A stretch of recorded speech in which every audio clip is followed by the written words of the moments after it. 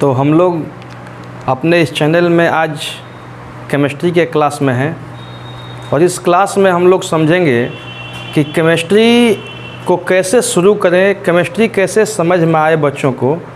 इस पे जो है कुछ बातें हम लोग अभी करेंगे और इसके साथ में जो है आप लोगों को जुड़े रहना है, बने रहना है। तो आइए देखते हैं शुरुआत कैसे केमिस्ट्री का किया जाए। तो सबसे पहला पॉइंट ये है, तत्व का नाम, इसका परमाणु संख्या और संकेत, ये आपको कम से कम 30 तक, यानी कि जो है 1 से लेकर के 30 तक ये तत्व का नाम, परमाणु संख्या, संकेत ये आना चाहिए। जैसे एग्जाम्पल बातचीत किया जाए तो तत्व का नाम हो गया हाइड्रोजन, परमाणु संख्या 1 और संकेत हो गया H। ऐसे ही जो है हीलियम जिसका He होता है, परमाणु संख्या 2 होता है। लिथियम जिसका Li होता है, परमाणु संख्या 3 होता है। ऐसे करके जो है ये हमें 30 तक कर लेना है, जिसको हम लोग जिंक बोलेंगे। तो ये जिंक हो जाएगा Zn। Are you clear? ऐसे करके जो है ये 30 तक जो है कर लेना है। ये पहला टॉपिक हो जाएगा। सेकंड टॉपिक है नंबर दूसरा कि हमें ये ध्यान देना है इसके बाद में कि जो भी इस धरती पे पदार्थ हैं, इस धरती पे जो भी पदार्थ हैं, उस पदार्थ के मूल रूप से 3 फंडामेंटल पार्टिकल होते हैं जिसको मौलिक कण बोलते हैं। मौलिक कण जिसको बोलते हैं ये 3 होते हैं। और ये 3 मौलिक कण में यदि बातचीत किया जाए तो ये हो जाएगा इलेक्ट्रॉन जिस पे चार्ज होता है माइनस का, प्रोटॉन जिस पे चार्ज होता है प्लस का, और न्यूट्रॉन जिस पे चार्ज होता है आवेशहीन।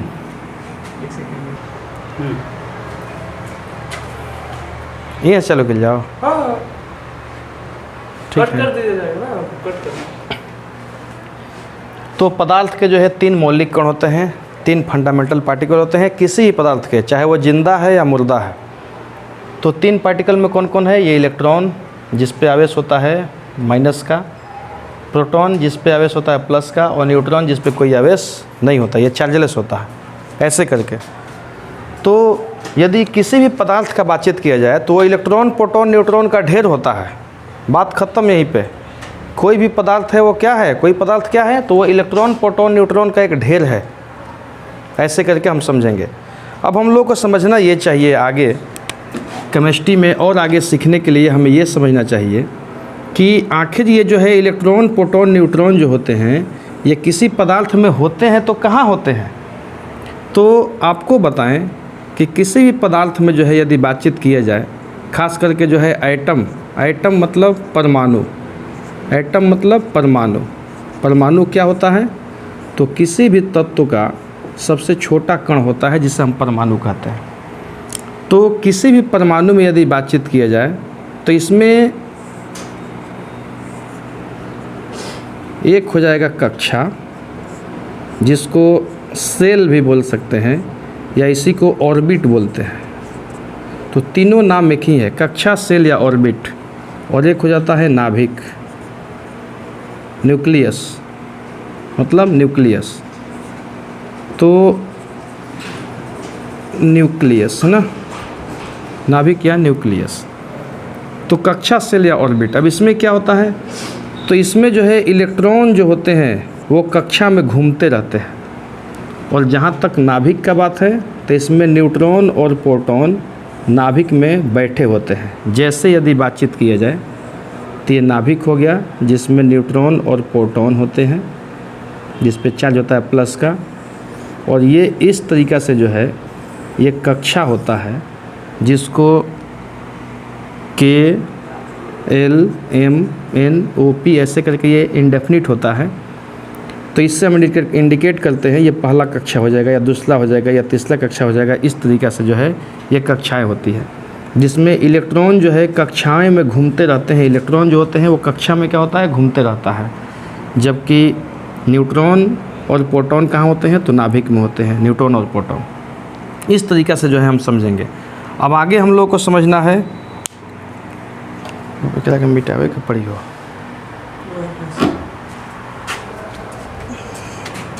और इधर आ जाइए ना सर, और इधर तक आइए, क्या पूरा बोर्ड कवर कीजिए। उन्हें तक कर दी। हाँ वहाँ तक ना ठीक। अच्छा अच्छा,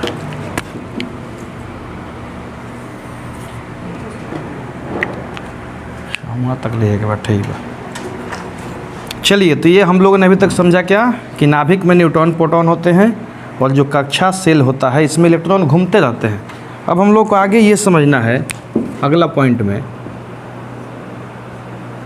कि किसी भी सेल में, है ना, कोई भी सेल या कक्षा हम बोल सकते हैं, है ना, में इलेक्ट्रॉन घूमते रहते हैं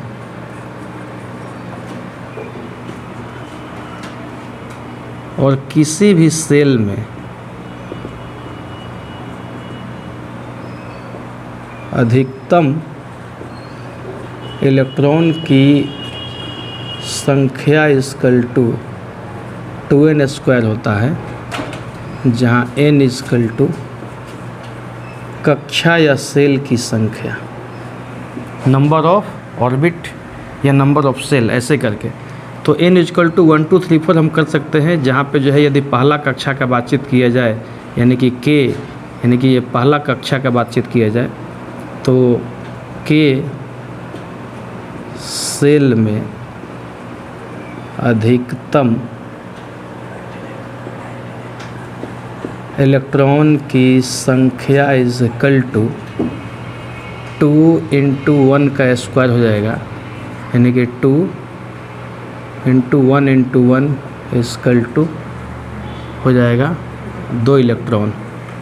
ऐसे ही जो है L, यानी कि दूसरा सेल में अधिकतम इलेक्ट्रॉन की संख्या देखा जाए तो ये हो जाएगा 2 × 2 का स्क्वायर, यानी कि 8 इलेक्ट्रॉन। ऐसे ही ये एग्ज़ाम्पल हो जाता है ना। ऐसे ही यदि आगे हम लोग चले M, यानी कि तीसरा सेल में इलेक्ट्रॉन की संख्या जो हो जाएगा अधिकतम हो जाएगा 2 × 3 का। तो इस प्रकार जो है हम लोग क्या समझें कि किसी भी सेल में जो अधिकतम इलेक्ट्रॉन की जो संख्या होती है वो 2n² होती है, जहाँ पर जो है K, यानी कि ये पहला सेल है, इसमें अधिकतम इलेक्ट्रॉन की संख्या 2 होगी। L में अधिक से अधिक 8 इलेक्ट्रॉन होंगे, M में अधिक से अधिक 18 इलेक्ट्रॉन होंगे। इस तरीक़े से जो है आगे हम चौथा का, पाँचवा का, छठवां का आगे चल के हम निकाल सकते हैं ना। तो यदि देखा जाए तो यहाँ पे हमें अगला टॉपिक ये देखना होता है कि किसी भी तत्व ना, यानी कि जो है किसी भी तत्व का इलेक्ट्रॉनिक कॉन्फ़िगरेशन,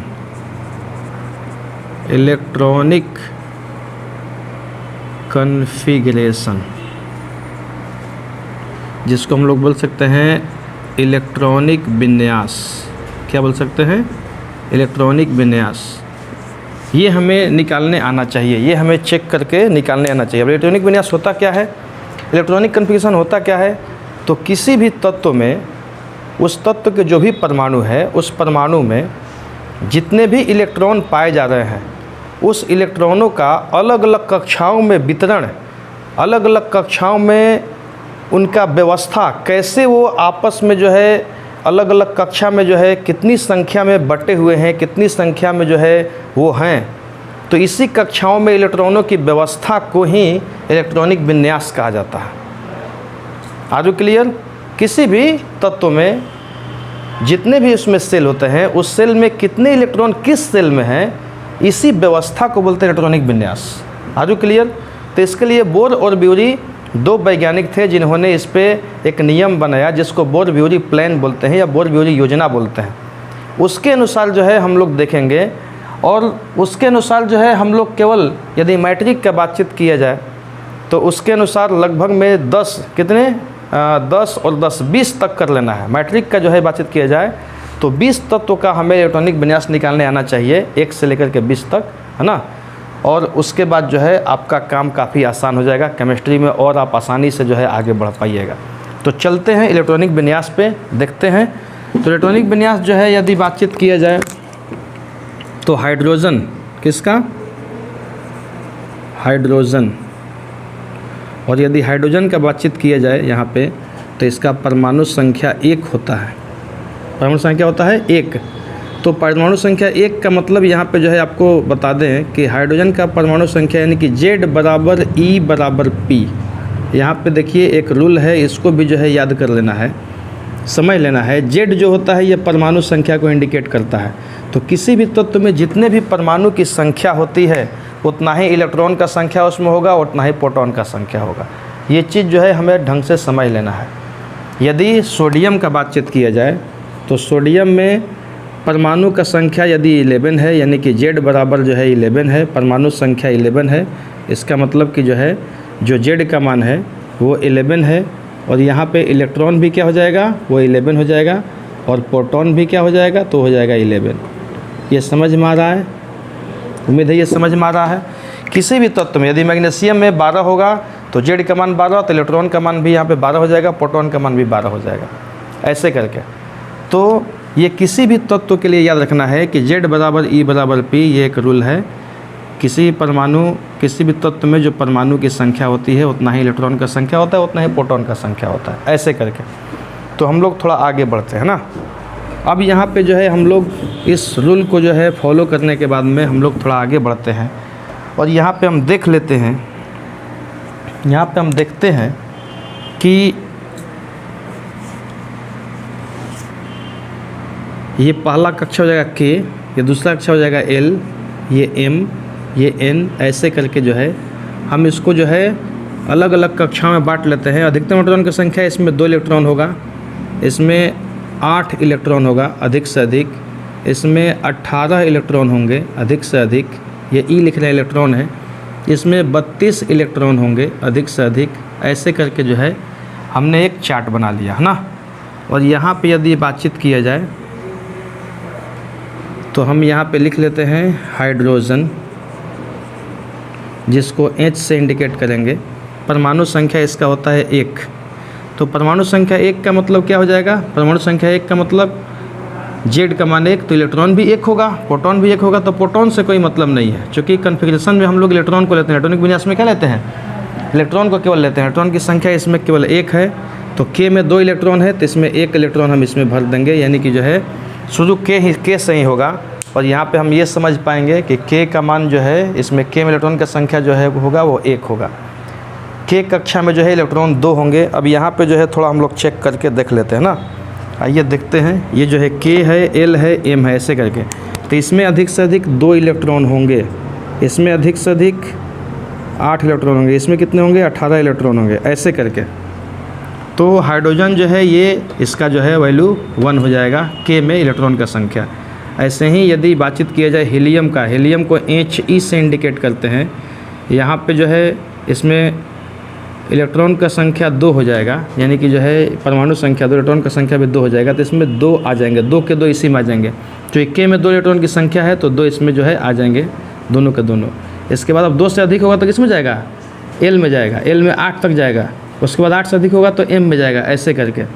तो यहाँ पे यदि बातचीत किया जाए लिथियम का 3 हो जाएगा, तो इसमें 2, इसमें 1 हो जाएगा। ऐसे ही बेरिलियम का तो 4 हो जाएगा, तो इसमें 2, इसमें भी 2 हो जाएगा। ऐसे ही करके जो है हम लोग आगे बढ़ेंगे। और यदि बातचीत किया जाए नियोन का, तो नियोन का 10 हो जाता है, यहाँ पे जो है 2 हो जाएगा, तो यहाँ पे क्या हो जाएगा? 8, तो 2 8 10 हो गया।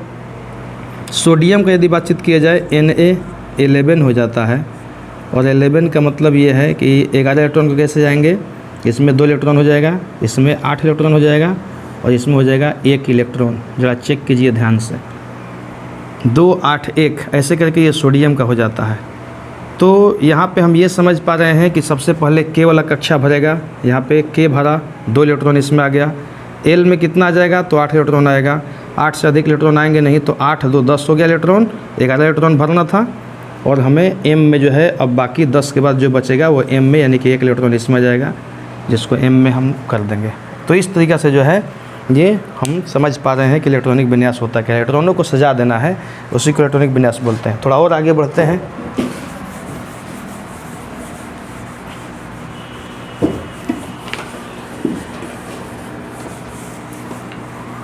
अब यहाँ पे जो है आप लोगों को बताना चाहेंगे, जैसे ये सोडियम है, तो सोडियम का परमाणु कैसे बनेगा, ज़रा चेक कीजिए। सोडियम का परमाणु न्यूट्रॉन प्रोटॉन ये हो गए। ऐसे ही आप लोगों को थोड़ा मेहनत करना है। ये K हो गया, ये L हो गया, ऐसे ही ये हो जाएगा M। तो K में कितने 2 इलेक्ट्रॉन हैं, L में कितने हैं 8 इलेक्ट्रॉन हैं, और M में कितना है 1 इलेक्ट्रॉन है। अब करना क्या है, 2 इलेक्ट्रॉन यहाँ पे K में दिखा दीजिए, ये पहला इलेक्ट्रॉन, ये दूसरा इलेक्ट्रॉन, ऐसे करके ये घूम रहा है। L में 8 है, ये पहला हो जाएगा, ये दूसरा, ये तीसरा, ऐसे ही चौथा, पाँचवा, छठवा, सातवां और ये 8वां। तो ऐसे 8 इलेक्ट्रॉन यहाँ पे घूम रहे हैं। ये L में, M में 1 है तो M 1 कहीं दिखा देना है। ऐसे करके जो है चित्र के अनुसार यदि आप घर पे प्रैक्टिस कीजिएगा तो आपका केमिस्ट्री और बढ़िया हो जाएगा। कब कौन सा इलेक्ट्रॉन कहाँ पे जाएगा, ये सिचुएशन यहाँ पे है, यहाँ से देख करके बना लेंगे। जैसे मान लीजिए बेरिलियम में हमें 4 इलेक्ट्रॉन को दिखाना है, तो बेरिलियम का चेक कीजिए, ये इसका न्यूट्रॉन प्रोटॉन हो जाएगा। आप पहले नाभिक बनाइएगा, नाभिक के बाद में ये पहला कक्षा, ये दूसरा कक्षा इसमें 2 ही है, K है और L है। तो ये K है, ये L है, चेक कीजिए, ये K है, ये L है। ऐसे करके 2 इलेक्ट्रॉन इसमें आएगा और 2 ही इलेक्ट्रॉन इसमें आएगा। ऐसे करके अब फ़ोटो बना लेना है, 1 इलेक्ट्रॉन का फ़ोटो यहाँ पे बना दीजिए, 1 इलेक्ट्रॉन यहाँ बना दीजिए। ऐसे करके मतलब इसी कक्षा पे कहीं बना सकते हैं। मतलब 2 इलेक्ट्रॉन इसमें घूम रहा है और 2 यहाँ पर भी जो है, इसमें भी L में भी 2 इलेक्ट्रॉन घूम रहा है। इस तरीके से हम बना सकते हैं। तो ये किसका है, तो ये बेरिलियम के परमाणु का फ़ोटो है। ये किसका है, ये सोडियम यानी कि जो है 11 का परमाणु, शॉर्ट में लिख दिया। तो सोडियम का एटम का फ़ोटो ऐसे बनाइएगा, बेरिलियम का ऐसे बनाइएगा। ऐसे ही आप किसी का ही बना सकते हैं। तो यदि जो है आगे थोड़ा हम लोग और बात कर लें सोडियम से आगे का, तो आइए चेक कर लेते हैं, इसको ज़रा चेक कर लेते हैं।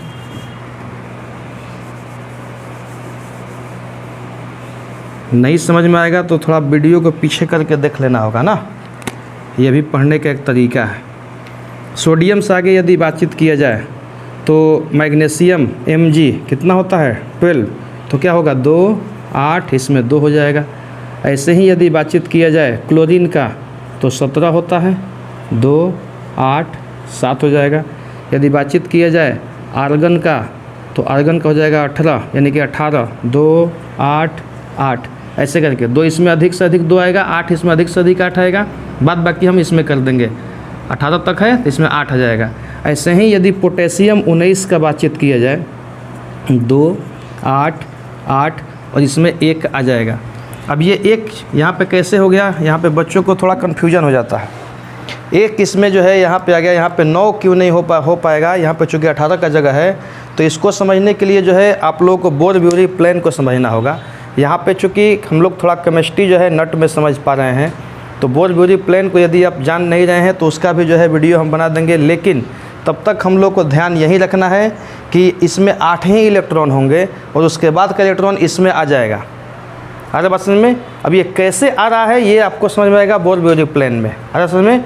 लेकिन इतना याद रखना है कि यहाँ पे हम लोग जो है केमिस्ट्री को अच्छा करने के लिए जा रहे हैं, तो बस कॉन्फ़िगरेशन हमें करना है और करना है तो करना है। तो यहाँ पे जो है बस 19 का जो है हमें याद रख लेना है कि 2 8 8 के बाद 1 इसमें आ जाएगा। हो कैसे रहा है, तो इसकी बोर-ब्यूरी प्लेन के अनुसार हो रहा है, ऐसे करके तो ये हो जाएगा। ऐसे ही करके जो है थोड़ा और यदि हम लोग आगे बढ़ेंगे तो यहाँ पर आ जाएगा कैल्शियम Ca और कैल्शियम हो जाएगा 20, तो 2 8 8 और यहाँ पे 2 हो जाएगा। ऐसे करके हम समझ सकते हैं। ये समझ में आ रहा है कि नहीं आ रहा है। इस तरीक़ा से जो है हम इलेक्ट्रॉनिक कॉन्फ़िगरेशन को समझ सकते हैं। 1 से 20 तक कर लेना है, आज क्लियर। अब यहीं पे जो है एक टॉपिक और जो है यहाँ पे हम लोग समझ लेंगे कि क्या होता है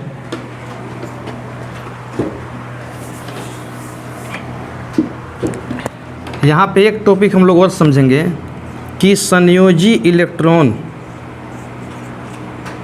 की संख्या इक्वल टू क्या। सारे तत्व में अलग अलग संयोजी इलेक्ट्रॉन होते हैं, है ना, इनकी संख्याएं अलग अलग होती है, ये जान लेना है। और यहीं पे समझ लेना है कोर इलेक्ट्रॉन की संख्या बराबर क्या। ये जो है क्वेश्चन आप लोगों को जो है घर पे करना है, कमेंट में जो है लिख कर के भेजना है कि क्या हमने किया कि नहीं किया, ऐसे करके। तो यहाँ पे जो है हमें ये चेक कर लेना है क्या कि संयोजी इलेक्ट्रॉन है क्या। तो सबसे भारी कक्षा के इलेक्ट्रॉन को देखिए, इसमें जो है सबसे भारी कक्षा का इलेक्ट्रॉन क्या है, 2 है।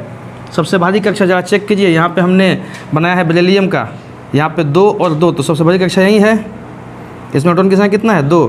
तो संयोजी इलेक्ट्रॉन क्या होता है, ये होता है सबसे बाहरी कक्षा का इलेक्ट्रॉन, इसको बोलते हैं संयोजी इलेक्ट्रॉन।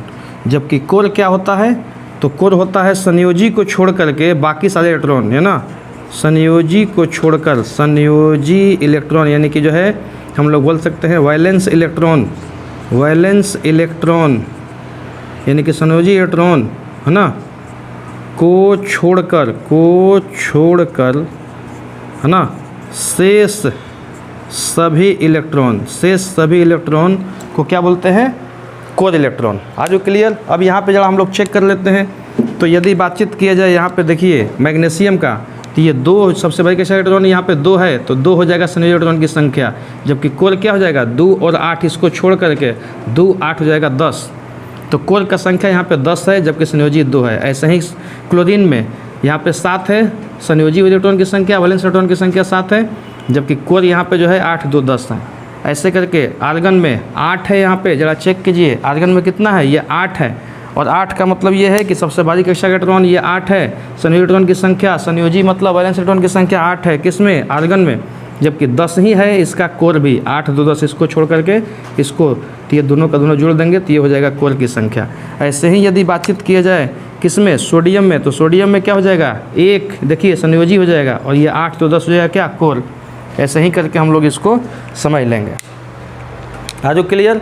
इस प्रकार से जो है ये केमिस्ट्री का जो है आज हमने आपको जो है फर्स्ट लेक्चर दिया, जहाँ पे हमने आपको सिखाया कि केमिस्ट्री का जो है स्टार्टअप आप कैसे करोगे और केमिस्ट्री को कैसे आप आगे बढ़ाओगे। इसके बाद में फिर नेक्स्ट में हम लोग फिर बातचीत करेंगे सेकंड पार्ट में, जहाँ पे हम लोग और केमिस्ट्री के बारे में कुछ समझेंगे, और इसके बाद डायरेक्ट फिर हम लोग चैप्टर में चलेंगे। आज क्लियर। तो फिर मिलते हैं नेक्स्ट में। थैंक्स।